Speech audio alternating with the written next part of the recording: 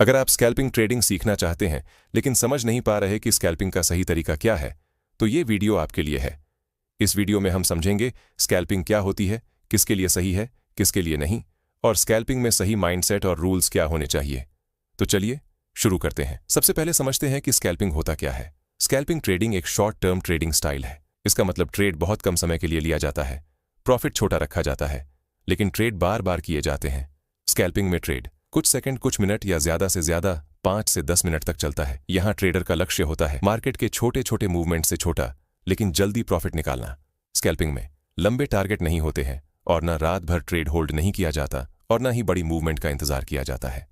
मान लीजिए एक ट्रेडर है जो एक दिन में सिर्फ 1 या 2 ट्रेड करता है और वह 50 या 100 पॉइंट का टारगेट रखता है।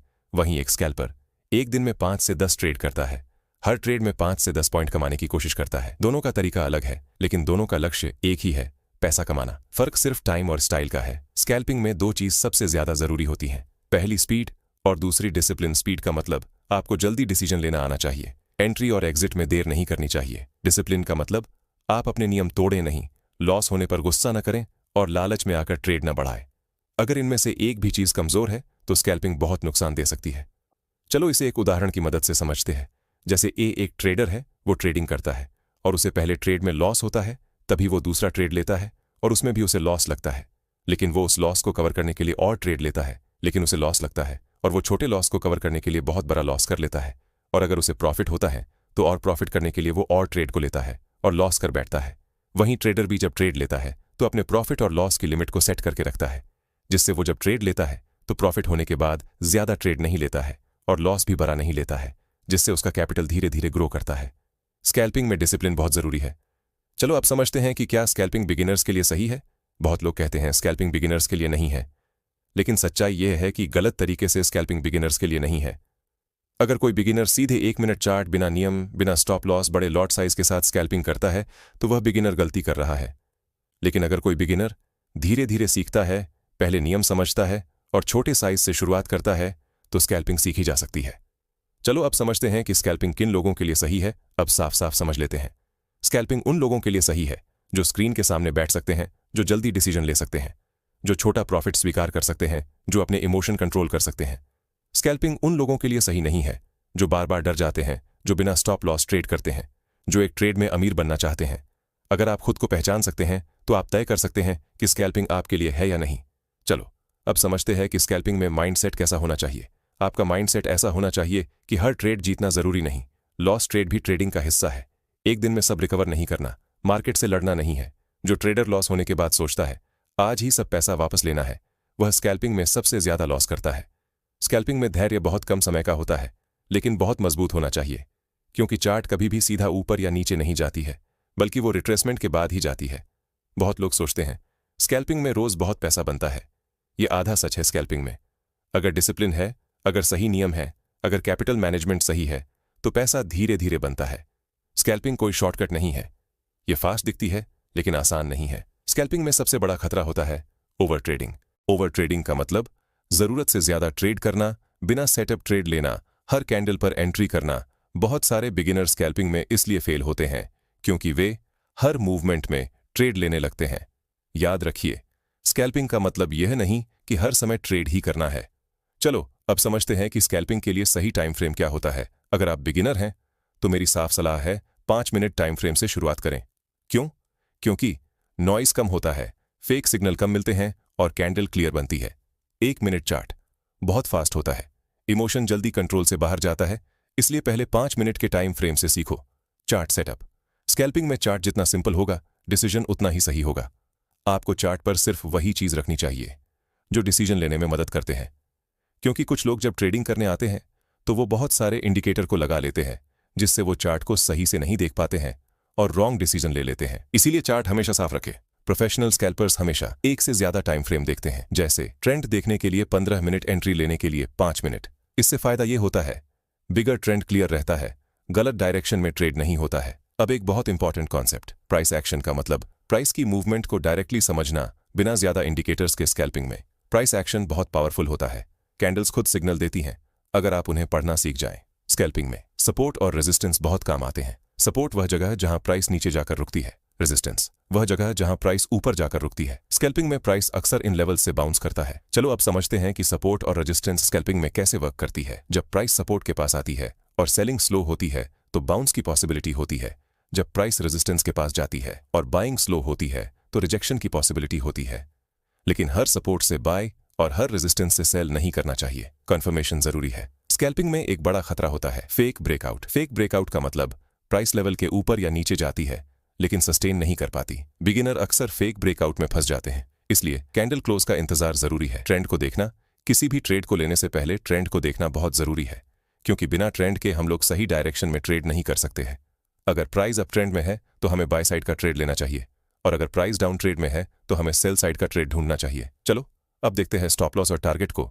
स्कैल्पिंग करने के लिए हमें सबसे पहले स्टॉप लॉस को फिक्स करना होगा, क्योंकि बिना स्टॉप लॉस के ट्रेड करने पर बड़ा लॉस हो सकता है। जैसे देखो, अगर आपने स्टॉप लॉस नहीं लगाया और एक बड़ी सी कैंडल बन गई तो आपको बड़ा लॉस हो सकता है, क्योंकि स्कैल्पिंग में हम लोग छोटे छोटे प्रॉफिट को बुक करते हैं। इसीलिए जब भी आप ट्रेड ले तो स्टॉप लॉस को जरूर लगाए, इससे आप बड़े लॉस से बच सकते हैं। टारगेट हमेशा छोटा रखिए।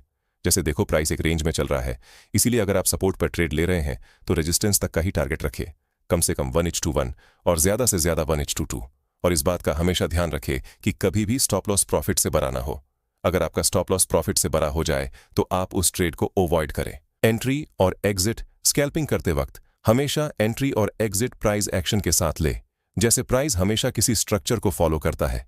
जैसे प्राइस जब किसी जोन में चलता है तो सबसे पहले आपको सपोर्ट और रेजिस्टेंस को ड्रॉ करना है, फिर रेजिस्टेंस पर सेल करना है और सपोर्ट पर बाय। लेकिन किसी भी सपोर्ट और रेजिस्टेंस पर बाय या सेल करने से पहले ध्यान से देखें कि सपोर्ट पर बायर एक्टिव हो रहे हैं या नहीं, और रेजिस्टेंस पर सेलर। तभी ट्रेड में एंट्री ले। वो कैंडल को देखकर आप पता कर सकते हैं कि बायर एक्टिव है या सेलर। ट्रेड लेने के बाद टारगेट हिट होने पर ट्रेड से एग्जिट हो जाए, और स्टॉप लॉस हिट होने पर पैनिक मत कीजिए, प्लान फॉलो कीजिए। बीच में रूल बदलना सबसे बड़ी गलती है।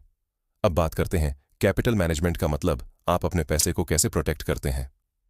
स्कैल्पिंग में रूल बहुत सिंपल है। एक ट्रेड में कभी भी टोटल कैपिटल का 1 से 2% से ज्यादा रिस्क न ले।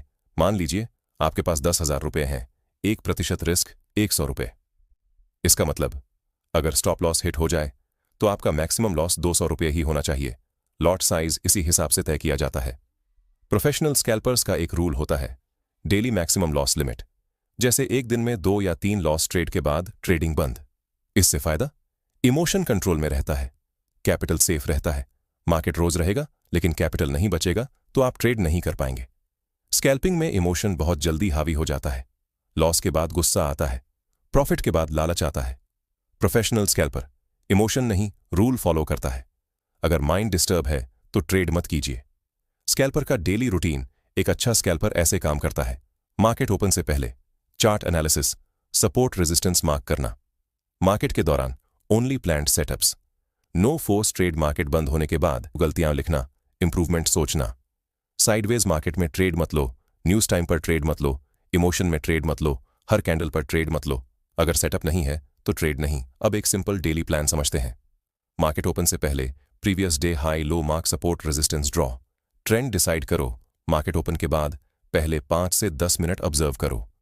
ट्रेडिंग के दौरान मैक्सिमम 3 से 5 ट्रेड्स। 2 लॉस के बाद ट्रेडिंग बंद कर दो। मार्केट बंद होने के बाद जर्नल अपडेट करें, इससे आप अपने गलतियों से सीख सकते हैं।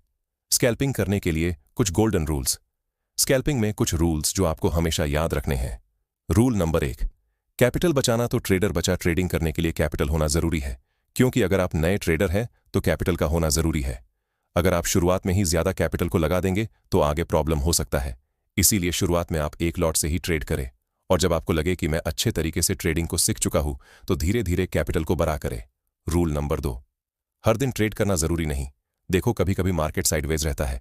हर दिन जरूरी नहीं कि अच्छे मूव आए, और अगर आप साइडवेज मार्केट में भी ओवर ट्रेडिंग करेंगे तो लॉस ही होगा। Rule number 3, loss trade failure नहीं है। कोई कितना भी एक्सपीरियंस्ड ट्रेडर हो, उसे लॉस जरूर लगता है, लेकिन लॉस की तुलना में प्रॉफिट ज्यादा होता है, क्योंकि एक्सप्रेस ट्रेडर के प्रॉफिट ट्रेड ज्यादा होते हैं और लॉस ट्रेड कम। रूल नंबर 4, ओवर कॉन्फिडेंस और डर दोनों खतरनाक हैं। देखो, ज्यादा ओवर कॉन्फिडेंस होने से ट्रेडर रॉन्ग ट्रेड को भी ले लेता है, और डर के कारण अच्छे ट्रेड भी छोड़ देता है। इसीलिए ट्रेड हमेशा स्ट्रेटजी के साथ ले।